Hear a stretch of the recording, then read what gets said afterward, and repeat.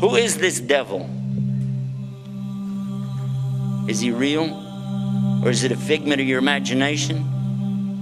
Or is it just something in philosophy? According to the Quran, he's very real. Substance is real, you just don't see it. He lived before us, he's still alive today. That's an amazing subject right there, isn't it? That's amazing. The word shaitan is derived from the root shaitan, means impure and base. Shaitan refers to an entity that is rebellious, irrespective of whether it is of humans or jinn. It is also said that it means a nefarious soul who is distanced from Allah subhanahu wa ta'ala and from the truth. So shaitan is in both forms, the jinn and the humans, as Allah subhanahu wa ta'ala says. وَكَذَلِكَ جَعَلْنَا لِكُلِّ نَبِيٍّ عَدُوًّا شَيَاطِينَ الْإِنسِ وَالْجِنِّ.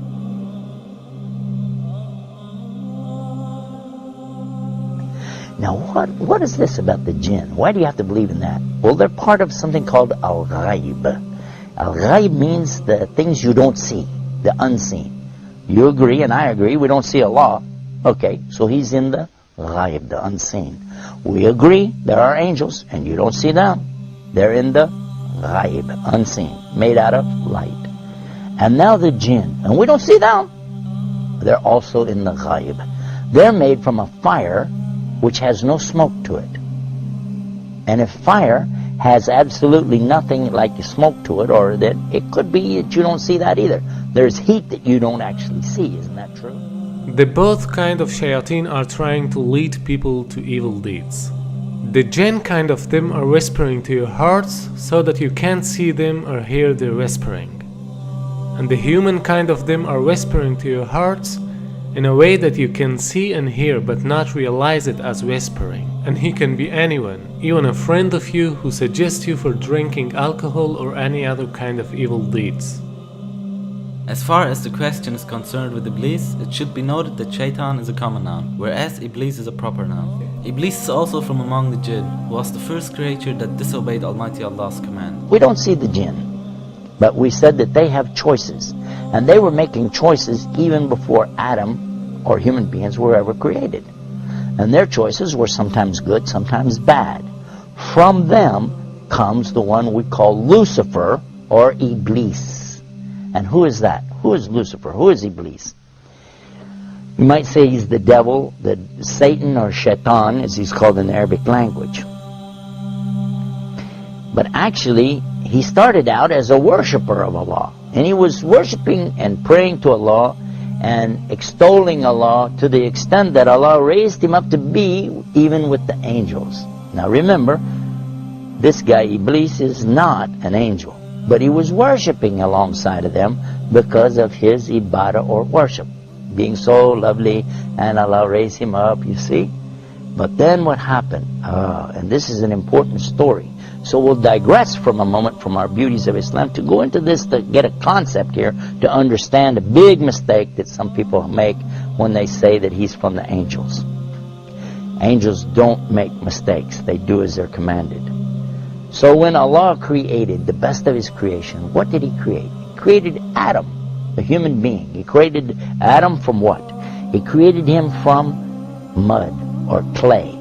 I want to show you what happened after Allah created Adam.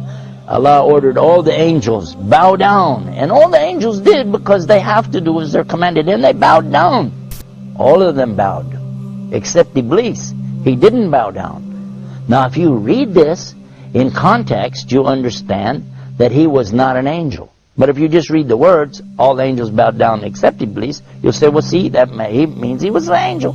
But otherwise, in the Quran we find in other places that Allah said he wasn't an angel, but he was from the jinn, and he's created from a smokeless fire. And that's exactly what he said. You created Adam from mud, but I'm created from something better, from a smokeless fire. So I refuse to bow down. Why? Because I'm better than him. I am better than Adam, and I refuse to bow down to him. And by so doing, he disobeyed Allah. And whoever disobeys Allah, he's in trouble. But especially if he does it out of his arrogance and his pride. I refuse to obey because, I know better.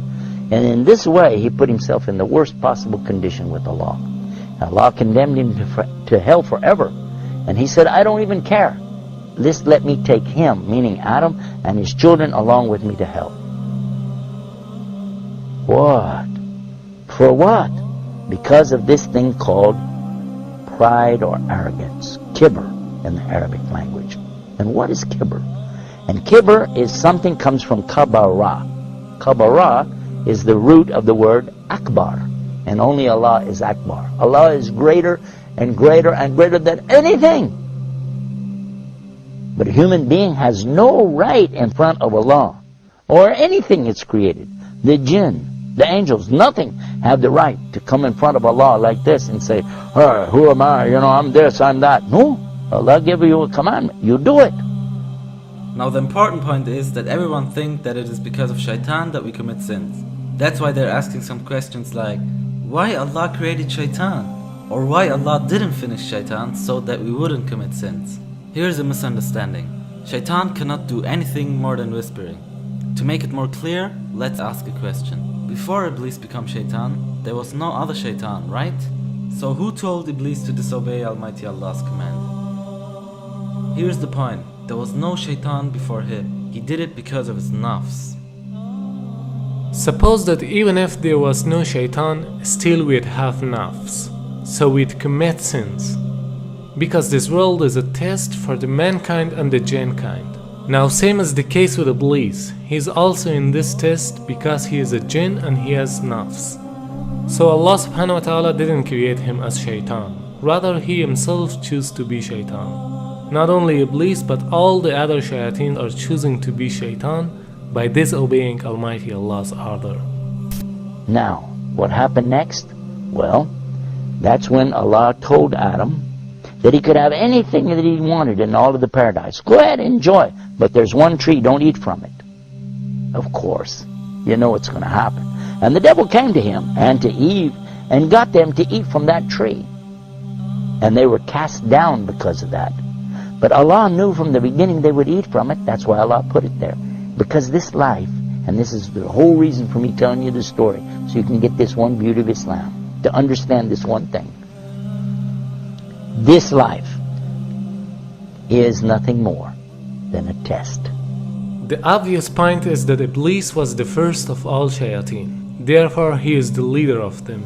And all shayateen are tools for this test, even though they are also giving test.